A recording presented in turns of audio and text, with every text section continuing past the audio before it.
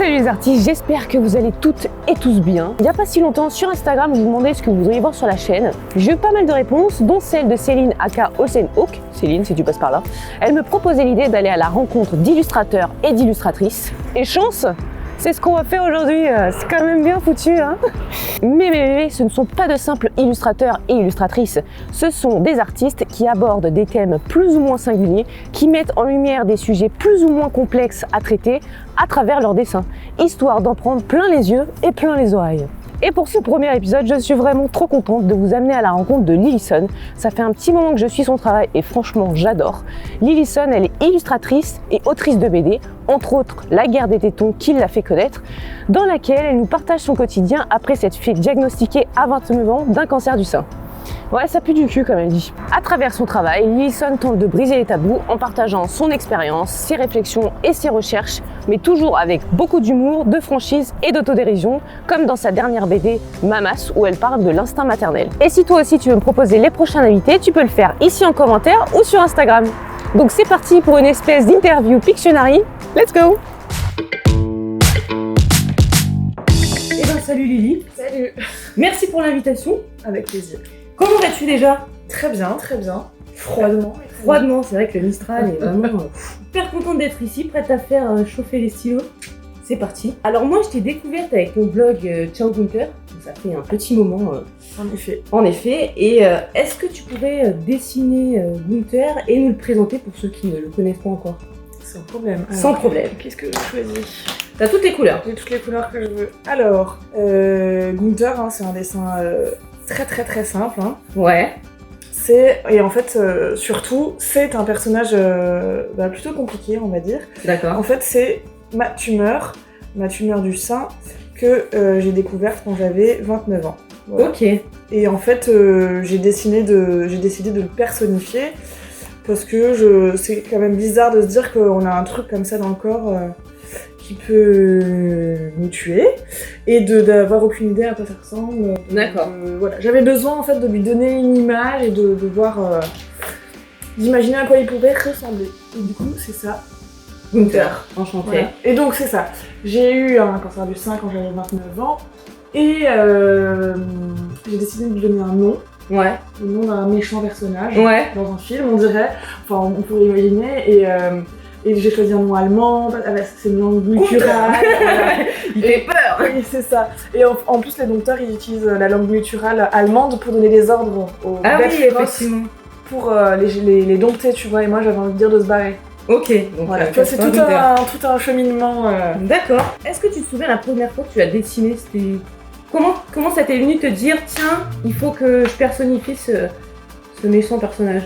Je crois que je suis quelqu'un de très visuel. Ouais. Et en fait, assez rapidement, quand on m'a dit que j'avais une tumeur dans le sein, j'avais vraiment besoin de l'imaginer, de me la représenter. Ouais. Je sais pas pourquoi, il y a des gens, chacun gère. Quand il apprend ses cours, il y en a qui ont besoin de faire des fiches, il y en a qui ont besoin de le répéter à haute voix. C'est ça. Moi, j'ai besoin de faire des fiches, j'ai besoin de dessiner, et j'avais besoin de voir à quoi ça ressemblait. D'accord. Et tu t'es dit, il faut que je prenne mon stylo et... J'ai posé plein de questions à l'oncologue, mais c'est comment? C'est mou, c'est dur, d'accord. C'est lisse, voilà, il n'arrivait pas trop à me dire, et du coup j'ai fait ce petit cafouillis-là, voilà. Ciao Gunther, comme on l'a dit, au début c'était un blog, ouais. Et t'as fait finalement évoluer en une vraie BD, enfin trois BD, donc La guerre des tétons. Est-ce que dans cette BD, il y a eu une chose que tu as particulièrement aimé dessiner, qui t'a fait du bien? J'ai raconté vraiment mon quotidien. En fait, je me suis créé un petit personnage et, qui me représente, hein, puisque je racontais mon histoire. Et en fait, je racontais un peu toutes mes péripéties dans cette expérience médicale, on va dire. D'accord. Et un personnage très simple, hein, parce que pour moi, dans la bande dessinée, ce qui est le plus important, c'est le récit. Hein. Pour moi, le dessin, tant qu'on arrive à expliquer quelque chose et que c'est compréhensible, pour moi, c'est pas forcément le plus important. D'accord. Je pense que dans la BD, il y a plein de variations différentes. Ouais, bien sûr. Et c'est ce qui est génial. Pour moi, le plus important, c'est le récit. D'accord. Donc j'ai créé ce personnage qui, à travers mon histoire, évolue. Et ce que j'ai trouvé hyper bien, hyper thérapeutique, du coup, c'est de pouvoir communiquer avec les gens sur cette histoire. D'accord. Mais surtout, en fait, on m'a on est venu mutiler mon corps. J'ai plein de cicatrices aujourd'hui et on est venu toucher à mes seins et tout. Et je pense que ce qui pour moi était vraiment très salvateur, c'est que en fait j'ai pu dessiner ce corps qui évoluait, ces cicatrices et en fait ça m'a permis de mieux accepter mon corps en fait, de me dessiner, de mieux comprendre ce qui était en train de se passer et que mon corps aujourd'hui ressemble à ça et je pense que c'est le dessin qui m'a permis de réaliser un peu comment de réaliser et puis d'être ok avec ça en fait. D'accord. Est-ce qu'il y a eu quelque chose qui a été plus dur à dessiner? Je t'ai dit je sais pas si j'ai envie de trop dessiner ça ou ça. Alors je sais pas si... Ouais. Non, après c'est sûr que la BD ça permet en fait de rejouer la scène, tout ce qui est en train de se passer, tout ce que je vivais, ça permet... C'était comme un espèce de petit théâtre intérieur. D'accord, ok. Et du coup, ça permet... Enfin, parce que bon, clairement, à 29 ans, quand on t'annonce que t'as un cancer, c'est pas du tout le truc auquel tu t'attends. Du coup, voilà, t'as vraiment du mal à percuter. Ouais. Okay. Et en fait, le fait de redessiner tout ça, ça aide vraiment à mieux le comprendre. Et si ça a été aussi salvateur, par exemple, de dessiner ce corps mutilé, mais que difficile aussi de le dessiner. Ouais, enfin, les deux, en fait. Ouais, voilà, il n'y a pas des choses qui sont plus ou moins, c'est gris, quoi. Concernant encore le corps, on peut dire que l'expérience de cette maladie, si on peut dire ça comme ça, t'a fait beaucoup réfléchir sur le genre et surtout sur la perception de ce qu'est une femme. Est-ce que tu pourrais nous montrer, selon toi, l'évolution de cette perception, enfin de ta perception de ce qu'est une femme alors après, moi déjà, je suis une femme cis, hétéro, blanche, d'un milieu non défavorisé. D'accord. Donc je veux dire, j'étais quand même bien moulée, enfin tu vois, j'étais bien confite dans la société. Voilà. Et du coup, oui, je pense que je me disais féministe, mais sans vraiment comprendre les tenants et les aboutissants de ce que pouvait être le combat féministe. Et j'avais pas vraiment réfléchi à ce que c'était être une femme et qu'est-ce qui faisait que moi, j'en étais une. D'accord. Mais finalement, je veux dire... peut-être que pour moi, c'était vraiment hyper basique. Je veux dire... je me maquillais, j'avais des seins, j'avais un utérus, j'avais une chatte, je sais pas, qu'est-ce qu'il faut que je porte à talons, mais enfin tu vois des codes hyper, qui vraiment une étiquette où je rentrais dans un moule sans comprendre c'était quoi ce moule et sans réfléchir, etc. Et puis finalement le fait d'être malade, ça m'a démoulée, je sais pas si on peut dire ça. Mais en tout cas, ça m'a fait sortir de ça, puisque tout d'un coup, je n'étais plus dans la normalité. On m'a enlevé mes seins, on m'a remis en plastique, on a parlé éventuellement de m'enlever l'utérus, de m'enlever les ovaires. D'accord. Tout d'un coup, j'étais plus dans la normalité, et c'est ça qui m'a donné une autre vision. Et finalement, qu'est-ce qui fait... Enfin, ça m'a vraiment fait réfléchir, et puis, même si j'avais lu un peu Simone de Beauvoir... mais sans vraiment percuter, je pense, à ce que c'était. Je veux dire, physiquement, vu de l'extérieur, je suis la même personne, enfin, je suis la même femme physiquement, on va dire. Mais en fait, pour moi, la différence, c'est que maintenant, je proclame que je suis une femme, et c'est parce que je proclame que je suis une femme que je suis une femme. D'accord. Voilà. Et non pas parce que j'ai des seins... D'accord. Un utérus, une vulve, et que je respecte des codes sociaux. Voilà. Quelle est la chose que tu aimerais dessiner plus ou voir dessiner plus par les autres illustrateurs? Est-ce que tu te dis, tiens, il n'y a pas assez de dessiner, il faudrait qu'on en voit plus? Mais je crois que je vais élargir ta question, et je pense qu'en général, ce que j'aimerais plus voir dessiner, et surtout dans la rue, ce sont des vulves. Voilà, tout simplement. Mais c'est vrai que maintenant, de plus en plus, enfin, après ça dépend où on regarde et ce qu'on fait, mais effectivement, moi sur Insta, c'est vrai que de plus en plus Oui, il y en a de plus en plus, mais je veux dire dans la rue, il y a quand même la plupart des gens, ils dessinent des pénis, les enfants à l'école sur les tables, ils dessinent des pénis. Si tu demandes aux gens de dessiner des pénis, ils savent, tu demandes de dessiner une vulve. Déjà, les gens confondent vagin et vulve. Tu parles de grandes lèvres, de clitoris, de méa urinaire, d'entrée du vagin, d'hymen. c'est pas forcément des mots Ouais, c'est pas avec forcément lesquels, hyper placé, ils on sont sait pas super trop. à l'aise. Donc pour moi, j'aurais envie que les enfants sachent, et que tout le monde sache autant dessiner un pénis qu'une vulve, et que sur les tables d'école, dans la rue, dans les graffitis, il y a autant de vulves. Dessiner des vulves sur les tables de vos écoles. On le Non, répète jamais assez, nous, mais je rigole.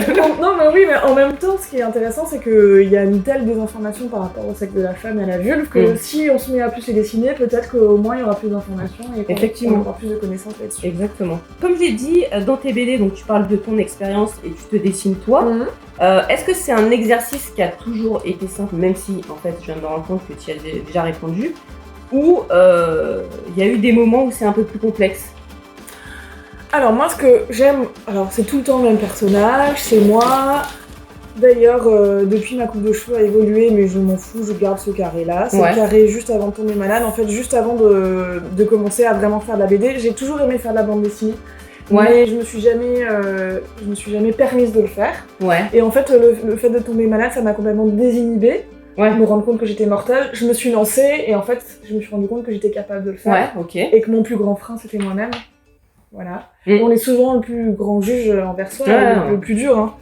Et en fait, du coup, je me suis créé ce petit personnage-là. Et pour moi, en fait, dans tout ce que je fais en bande dessinée, je pars toujours en fait du postulat de mes ressentis. Parce que je trouve dans les sujets que j'aborde, c'est souvent des tabous et des trucs comme ça. Et en fait, je trouve que c'est plus facile de dire que moi je ne sais pas, ou que moi j'ai cru que et que c'était faux, plutôt que d'utiliser un on global et général qui finalement englobe tout le monde, dénonce les autres, mais ne te mouille pas. Mon personnage il est hyper simple, mais c'est pas grave en fait. L'important, c'est ce qu'elle dit, c'est comment j'arrive à emporter le lecteur avec moi, et voilà. Mais maintenant, je dessine quand même beaucoup mieux, et quand tu vois le dessin entre mes premières BD et la dernière qui est sortie, il y a une différence, mais mon personnage reste le même, et j'ai toujours cette volonté de ne pas me prendre la tête avec le dessin, et que l'essentiel, c'est qu'on comprenne. Est-ce que tu as un moment favori pour dessiner, ou c'est juste quand t'as le temps, enfin, étant donné que t'es illustratrice, j'imagine que tu... C'est mon métier. Voilà, c'est ton métier. Ça peut être n'importe quoi. Ça peut être n'importe quoi. C'est très bien n'importe quoi. Non, alors après, ça serait peut-être quand est-ce que je suis plus efficace pour travailler en général. Peut-être aussi. Ouais, c'est en rentrant de la piscine. Ouais, c'est très spécifique. C'est vraiment, je m'attendais à le matin. Bon, c'est vraiment en rentrant de la piscine, je viens de me sécher les cheveux, c'est parti. Exactement. Ok, génial. En rentrant de la piscine. Si tu devais ne dessiner plus qu'une seule chose pour le restant de ta vie, qu'est-ce que ça serait? C'est-à-dire que tu prends ton stylo et tu peux rien faire d'autre. Bon, c'est très simple. Hein. C'est mon chat. Qui est là d'ailleurs. Qui est là, qui fait des tours. Ouais. Qui s'appelle Didier. Mais après, il y a des trucs dans lesquels je suis hyper nulle. Par exemple, je ne sais pas dessiner... c'est peut-être aussi parce que c'est des choses qui m'intéressent pas. Je ne sais pas dessiner de cheval. Et je ne sais pas dessiner... Qu'est-ce que je ne sais pas dessiner d'autre? Les voitures. Ah ouais. Les voitures, les camions, là. En fait, comme j'aime pas ça... Mais tous les autres animaux, à part les chevaux, ça va. C'est vraiment les chevaux, il y a un souci. Je sais pas, il y a un souci avec les chevaux. Peut-être les dromadaires, je suis pas très bonne. Aussi. Les trucs grands sur 4 pattes.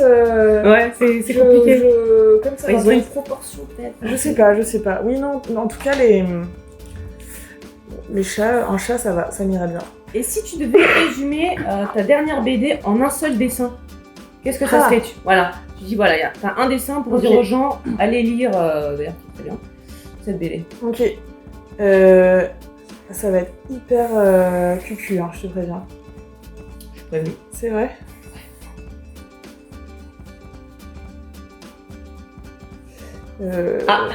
J'avais pas vu, je crois que je sais. Alors, ma dernière BD, en fait, elle parle de la déconstruction de l'instinct maternel. Ouais. Et en fait, je suis maman depuis 2 ans maintenant, et du coup, comme je suis toujours mon propre sujet... d'études. Mon propre sujet d'études. Voilà, exactement. Et ben, j'ai travaillé en fait sur ma grossesse, tous les questionnements qui me sont arrivés. Pourquoi est-ce que tout d'un coup j'avais envie d'être mère? C'est quoi le statut d'une mère? comment je me sentais par rapport à ça, l'égalité homme-femme par rapport à tout ça. Et en fait, chaque fois que je posais des questions sur pourquoi on fait des enfants, pourquoi j'ai envie d'être mère, on me répondait à chaque fois instinct maternel. C'était toujours une espèce de... C'était genre, c'était codé. C'était codé. Ça. Alors mais déjà, qu'est-ce que c'est l'instinct maternel et surtout d'où ça vient et est-ce que c'est vrai? Oui. Et du coup, ben voilà, j'ai eu envie de déconstruire tout ça et donc je pense que ce dessin résume bien le dessin de la fin. Si tu veux terminer cette petite Pictionary. Ok. Bibi, qu'est-ce que j'ai envie de faire? Ok.